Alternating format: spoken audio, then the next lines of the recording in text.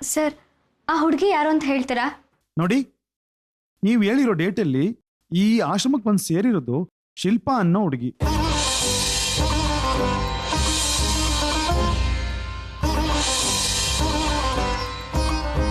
Shilpa? Sir, ಅವರನ್ನ ಬೇಗ ಕರೆಸ್ತೀರಾ? ಈಗ ಅವಳು ಇಲ್ಲಮ್ಮ.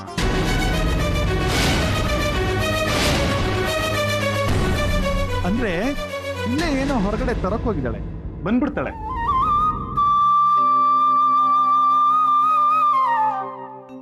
ಸರ್, ಆ ಹುಡುಗಿನ ಇಲ್ಲಿಗೆ ಯಾರು ತಂದ್ಬಿಟ್ರು ಅಂತ ನಿಮ್ಗೆ ಏನಾದ್ರೂ ಗೊತ್ತಾ? ಇಲ್ಲಮ್ಮ, ಆ ಡೀಟೇಲ್ಸ್ ಎಲ್ಲೂ ನನಗೆ ಗೊತ್ತಿಲ್ಲ. ಯಾಕೆಂದ್ರೆ ಆಗ ಯಾರು ರಿಜಿಸ್ಟರ್ ಮೇಂಟೈನ್ ಮಾಡ್ತಿರ್ಲಿಲ್ಲ. ಹೋಗ್ಲಿ, ಆ ಮಗು ಎಲ್ಲಿ ಸಿಕ್ತು ಅಂತ ಅನ್ನೋದ್ರ ಬಗ್ಗೆ ಮಾಹಿತಿ ಏನಾದರೂ ಇದೆಯಾ? ಹಾ, ಆ ಮಗು BTS ಬಸ್ಸಲ್ಲಿ ಸಿಕ್ತು ಅಂತ ಗೊತ್ತು.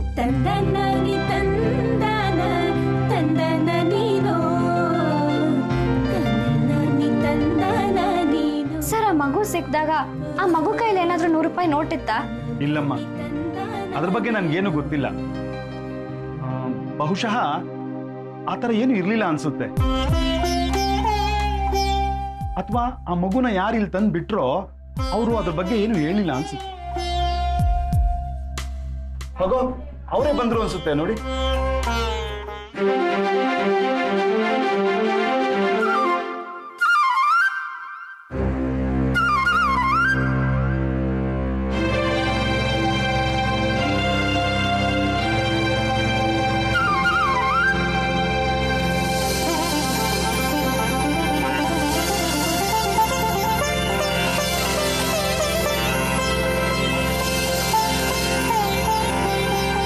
ಶಿಲ್ಪಾ?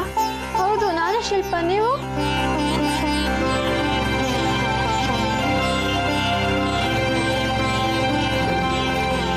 ಶಿಲ್ಪಾ?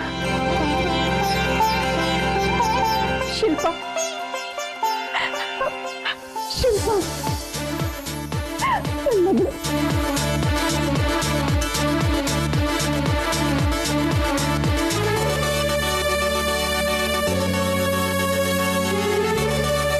ಯಾಕಮ್ಮ ಹಂಗ್ ನೋಡ್ತಾ ಇದೀಯಾ? ನಾನಮ್ಮ, ನಾನು ನಿನ್ ತಾಯಿ, ನಿನ್ ಹೆತ್ತ ತಾಯಿ ಕಣಮ್ಮ. ಇಲ್ಲಿ ನೋಡು, ಇವ್ರೆ ನಿಮ್ಮಪ್ಪ.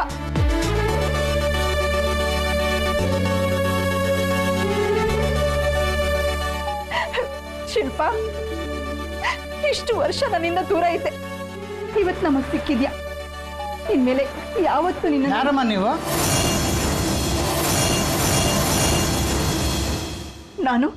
ನಾನು ಇವಳ ತಾಯಿ, ಇವಳನ್ನ ಹೆತ್ತ ತಾಯಿ. ಇವಳು ನನ್ನ ಮಗಳು ಶಿಲ್ಪ. ಅಲ್ಲಮ್ಮ, ಯಾರು ನಿಮ್ಮ ಮಗಳು? ಯಾರು ನೀವು?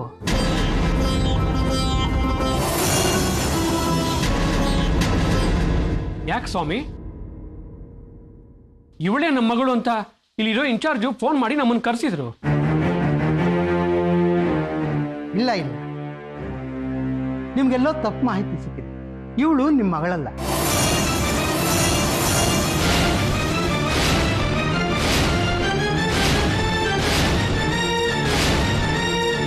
ಈ ಹುಡುಗಿ ಅಪ್ಪ ಅಮ್ಮ ಯಾರು ಅನ್ನೋದು ನನಗೆ ಚೆನ್ನಾಗಿ ಗೊತ್ತು.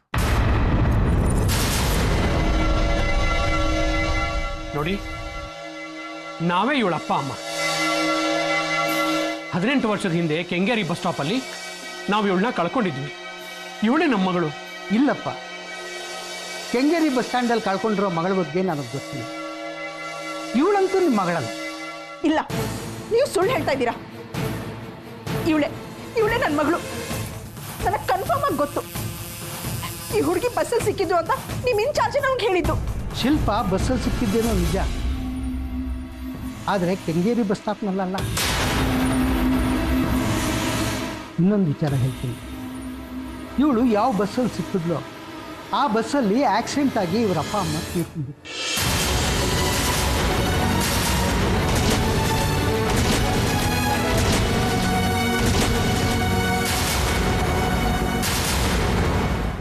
ಆಮೇಲೆ ಇವಳನ್ನ ನನ್ನ ಪರಿಚಯದವರೇ ತಂದು ಇಲ್ಲಿ ಸೇರಿಸಿದ್ರು.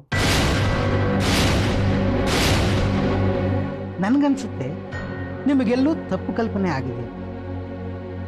ಆ ತಪ್ಪು ಕಲ್ಪನೆಯಿಂದ ಇವಳೇ ನಿಮ್ಮ ಮಗಳು ಅಂತಂದ್ಬಿಟ್ಟು ಮನೆ ಕರ್ಕೊಂಡು ಬಂದು ಆಮೇಲೆ ನಿಮಗೆ ನಿಜವಾದ ಮಗಳು ಸಿಕ್ಕಿದ ಮೇಲೆ ಇವಳನ್ನ ನೀವು ದೂರ ಮಾಡೋದು, ಇವಳ ಮನಸ್ಸು ನೋವುದು, ನಿಮ್ಮ ಮನಸ್ಸು ನೋಯೋದು ಬೇಡ.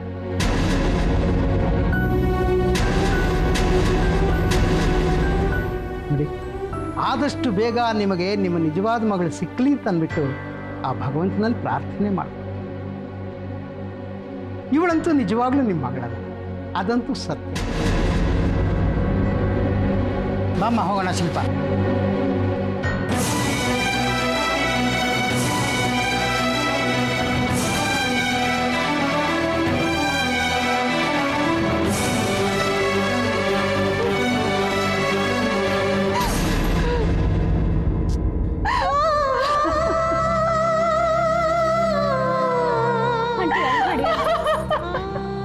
ಆಂಟಿ ಸಮಾಧಾನ ಮಾಡ್ಕೊಳ್ಳಿ, ಹೇಳ್ಬೇಡಿ. ಸಮಾಧಾನ ಮಾಡ್ಕೊಳ್ಳಿ ಆಂಟಿ, ಹೇಳ್ಬೇಡಿ.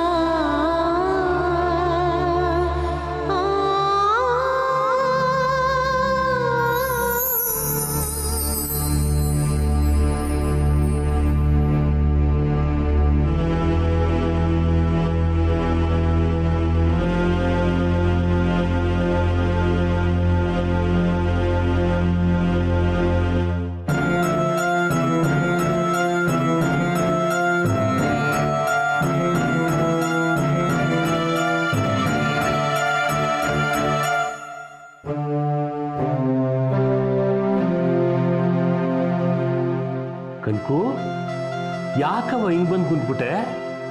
ನೀ ಹುಡುಕ್ತಾ ಇದ್ದ ಹುಡುಗಿ ಸಿಕ್ತು ಅಂತ ಹೋಗಿದ್ಯಂತೆ, ಎಲ್ಲಿತ್ತು? ಹೆಂಗೈತೆ ಆ ಹುಡುಗಿ? ಮೋಹನ್ ರಾಮ್ ಅವ್ರು ಕರ್ಕೊಡೋದ್ರ ಮನೆಗೆ ಅದನ್ನ? ಇಲ್ಲ ಅಪ್ಪ. ಇಲ್ವಾ? ಯಾಕವ? ಏನಾಯ್ತಲ್ಲಿ?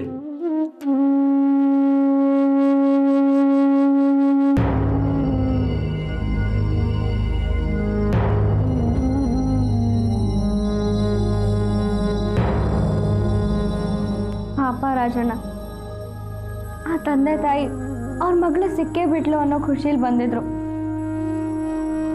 ಆದ್ರೆ ಅವ್ರಿಗೆ ದೊಡ್ಡ ನಿರಾಸೆ ಆಗೋಯ್ತು. ನನ್ಗಂತೂ ಅವ್ರ ಕಣ್ಣೀರ್ ನೋಡಕ್ಕೆ ಆಗ್ಲಿಲ್ಲ ಅಪ್ಪ. ನಾನೇ ಒಂದ್ಸಲ ಅವಳು ಯಾರು ಏನು ಅಂತ ತಿಳ್ಕೊಂಡು ಆಮೇಲೆ ಅವ್ರನ್ನ ಕರ್ಕೊಂಡು ಹೋಗ್ಬೇಕಾಗಿತ್ತು. ಆದ್ರೆ ಆತ್ರ ಪಟ್ಟು ದುಡುಕಿ ಅವ್ರ ಮನ್ಸು ನೋಯಿಸ್ಬಿಟ್ಟೆ.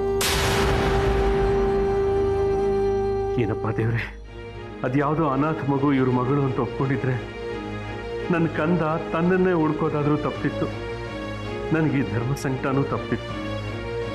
ಅದೀಗ ಮತ್ತೆ ಸುತ್ತಿ ಬಳಸಿ ನನ್ನನ್ನು ಅದೇ ನರಕದ ಮನೆಗೆ ತಂದು ನಿಲ್ಸ್ಬಿಟ್ಟಲ್ಲಪ್ಪ. ಅಪ್ಪ, ನನ್ಗ 100 ರೂಪಾಯಿ ನೋಟ್ ಆದ್ರೂ ಸಿಕ್ಕಿದ್ರೆ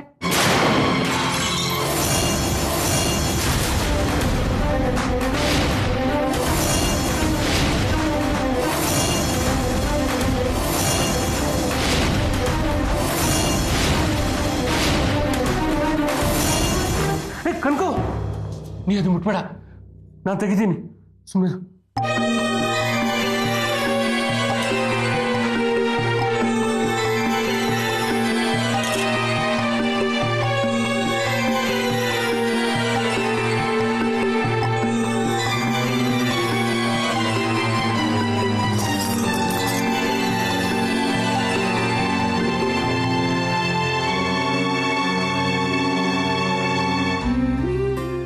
ಕನಕು ಬರೀ ಕೈಯಲ್ಲಿ ಮುಟ್ಬೇಡಕ್ಕನವ, ಕೈಗೆ ತುಚ್ಕೊಂಡ್ಬಿಡ್ತದೆ.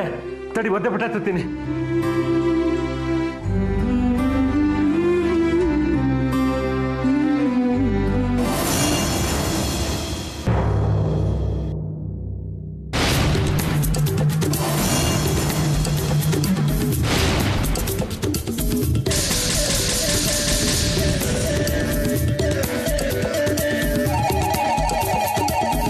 ಕನಕು ಕನಕು ಫೋಟೋ. ಕನಕು ಕನಕು ಕನಕ ಅವ್ವ, ಕನಕು ನೋಡ್ದ? ಹಾ, ಈಗ ತಾನೆ. ನೀ ಯಾವಾಗ್ಲೂ ಪೂಜೆ ಮಾಡ್ತೀಯಲ್ಲ ಪಟ, ಅದ್ರ ಗಾಜು ಹೊಡೆದಾಗೈತೆ, ಬೇರೆ ಹಾಕಿಸ್ಕೊಂಡು ಬರ್ತೀನಿ ಅಂತ ಹೋದ್ಲು.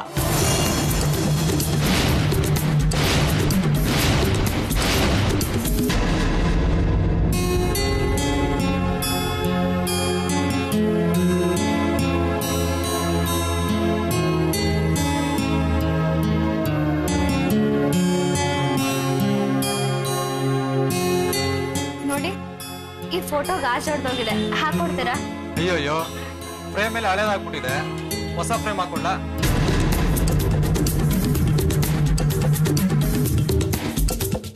ಎಷ್ಟಾಗುತ್ತೆ ಫ್ರೇಮ್ಗೆ? ಕ್ವಾಲಿಟಿ ಮೇಲೆ ಡಿಪೆಂಡ್ ಆಗುತ್ತೆ, ಯಾವ್ದು ಬೇಕೋ ಅದು ಹಾಕ್ಸ್ಬಿಡಿ.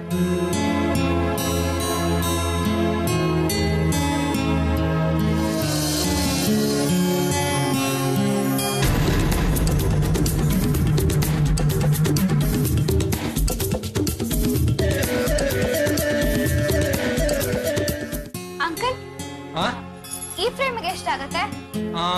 ಅದು 650 ಆಗುತ್ತೆ. ಸರಿ, ಹಾಗಾದ್ರೆ ಇದನ್ನೇ ಹಾಕ್ಬಿಡಿ. ನಮ್ ರಾಜಣ್ಣ ದಿನಾಗ್ಲೂ ಪೂಜೆ ಮಾಡೋ ಫೋಟೋ. ಸರಿ ಆಗಿದೆ, ಕೂತ್ಕೊಳ್ಳಿ.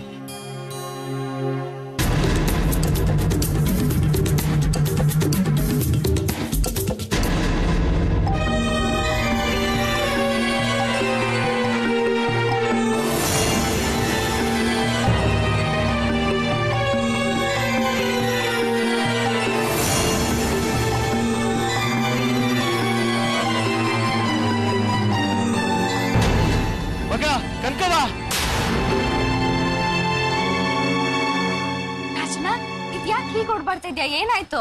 ನೀ ಅಲ್ಲೆಲ್ಲೂ ಕಾಣಿಸ್ಲಿಲ್ವಲ್ಲವ, ಅದಕ್ಕೆ ಓಡ್ ಬಂದೆ. ಕೊಡಪ್ಪ ಇಲ್ಲಿ ಆಯ್ತಾ? ಏನಾಯ್ತು ರಾಜಣ್ಣ?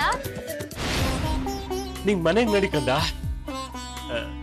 ಈ ದೇವ್ರ ಮೇಲೆ ನನ್ಗೆ ಭಾರಿ ನಂಬಿಕೆ, ನಾನೇ ಕಟ್ಟಾಕ್ಸ್ತೀನಿ. ನಾನು ನಿನ್ ಜೊತೆಲಿ ಇರ್ತೇನೆ ಬಿಡು ರಾಜಣ್ಣ. ಓ, ನಿಮ್ಮ ಅವ್ವ ನನ್ ಕೈಲಿ ಆಗ್ತಿಲ್ಲ, ಒಬ್ಳೆ ಕೆಲಸ ಮಾಡ್ಬೇಕು ಅಂತ ಗೊಣಗಾಡ್ತಾವಳೆ. ನೀನು ಹೋಗಿ ಹೊಸಿ ಸಹಾಯ ಮಾಡು. ಆಯ್ತು ರಾಜಣ್ಣ.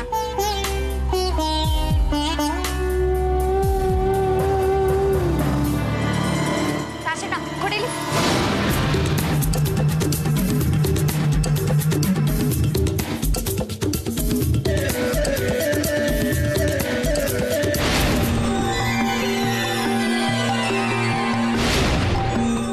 ರಾಜಣ್ಣ, ಹುಷಾರಾಗಿ ಮನೆಗೆ ಬಾ.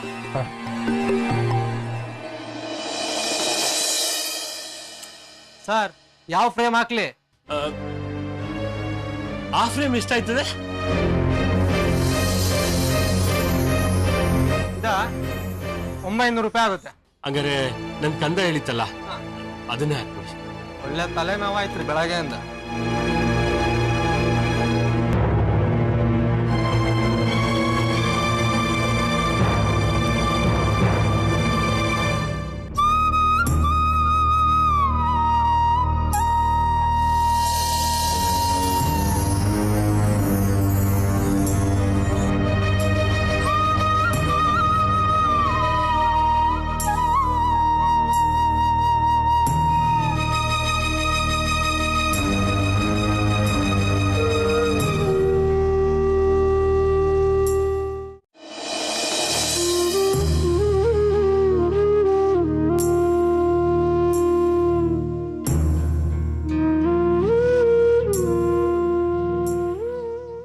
ಅತ್ತೆ, ನೀವು ಕೂತ್ಕೊಳ್ಳಿ.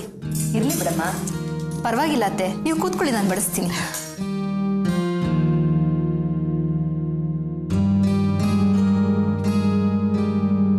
ದುಡಿಯೋ ಯೋಗ್ಯತೆ ಅಂತೂ ಇಲ್ಲ. ಕೂತ್ಕೊಂಡು ತಿನ್ನೋರಿಗೆ ಆಗ ಅವಮಾನ ಸ್ವಲ್ಪ ಕಡಿಮೆನಾದ್ರೂ ಆಗಲಿ. ಲೇ ಲಕ್ಷ್ಮಿ, ನೀನು ಹಂಗೆಲ್ಲ ಮಾತಾಡ್ಕೊಂಡು ಬಡಿಸಿದ್ರೆ ನಮಗೆ ರುಚಿಸಕ್ಕಿಲ್ಲ. ನೀನೇನು ಬೇರೆಯವಳೇನೆ? ಅಜ್ಜಿ, ನನ್ನನ್ನು ಸ್ವಲ್ಪ ಅರ್ಥ ಮಾಡ್ಕೊಳ್ಳಿ. ನನ್ನ ಮನಸ್ಸಿಗೂ ತುಂಬಾ ಹಿಂಸೆ ಆಗುತ್ತೆ. ಅಯ್ಯೋ ಹೋಗ್ಲಿ ಬಿಡಿ ಅಜ್ಜಿ. ಅದಕ್ಕೆ ನೀವು ಬಡಿಸಿ ಎಲ್ಲರೂ ಖುಷಿ ಖುಷಿಯಾಗಿ ಊಟ ಮಾಡೋಣ. ರೀ, ಆ ಹಾಳಾದ ಪೇಪರ್ನ ಬಿಸಾಕ್ಬಿಟ್ಟು ತಟ್ಟೆ ನೋಡಿ. ಲೇ ಲಕ್ಷ್ಮಿ, ನಿಮ್ಗೆಲ್ಲ ಅನ್ನದ ದಾಹ, ನನಗೆ ಜ್ಞಾನದ ದಾಹ. ಜ್ಞಾನನ ಪಡ್ಕೋತಾ ಇರಬೇಕು, ಓದ್ತಾ ಇರಬೇಕು, ಬಡ್ಕೋಬೇಕು. ಎರಡು ತನ್ನ ಕಾಣಿಸ್ತಾ ಇರೋ ನಿನ್ ಜ್ಞಾನ ಇದ್ರಷ್ಟು ಬಿಟ್ರಷ್ಟು. ಲಕ್ಷ್ಮಿ, ನಿನ್ ಗಂಡ ಪೇಪರ್ ಅಡ್ಡ ಇಟ್ಕೊಂಡಿರೋದು ಜ್ಞಾನಕ್ಕಲ್ಲ, ಮಕ ಕಾಣದೇ ಇರ್ಲಿ ಅಂತ. ಮಕ ಕಂಡ್ರೆ ಮನ್ಸಿನ ಬಣ್ಣ ಬಯಲಾಗೋಯ್ತದಲ್ಲ, ಆ ಭಯ ಅವನಿಗೆ. ಅಪ್ಪ ಹೋಗ್ಲಿ ಬಿಡಪ್ಪ. ಅಣ್ಣ, ಅಂದಾಗೆ ಪೇಪರ್ ಹೈಲೈಟ್ಸ್ ಏನು ಅಂತ ಹೇಳೋ. ಲೇ ಕನಕ, ವಿಜ್ಞಾನಿಗಳು ಮಂಗಳ ಗ್ರಹದಲ್ಲಿ ನೀರಿದೆ ಅಂತ ಕಂಡುಹಿಡಿದಿದ್ದಾರಂತೆ ಕಣೆ. ನಮ್ಮ ಬಚ್ಚಲ್ ಮನೆಯಲ್ಲಿ ನೀರು ಸೋರೋದು ನಿಂತ ಇಲ್ಲ. 2 ವಾರ ಆಯ್ತು. ಆ ಜ್ಞಾನ ಇಲ್ಲ ಈ ಜ್ಞಾನಿಗೆ. ಮಂಗಳ ಗ್ರಹದಲ್ಲಿ ನೀರು ಸಿಕ್ತಂತೆ. ಅಲ್ಲಿ ನೀರು ಸಿಕ್ಕಿದ್ರೇನು, ನಿಂಬೆಹಣ್ಣು ಶರ್ಬತ್ ಸಿಕ್ಕಿದ್ರೇನು, ತಿಂದೆದ್ದೋಗ್ಲಾ, ಪಾಪ ಬರ್ಸ್ಬೇಡ.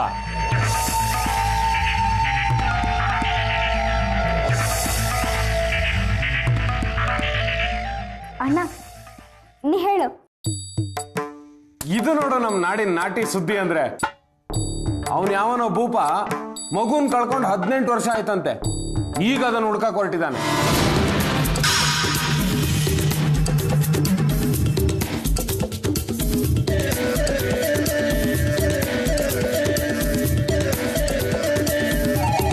ಏನೀಗ ಅಣ್ಣ, ಅದ್ರಲ್ಲೇನ್ ತಪ್ಪು?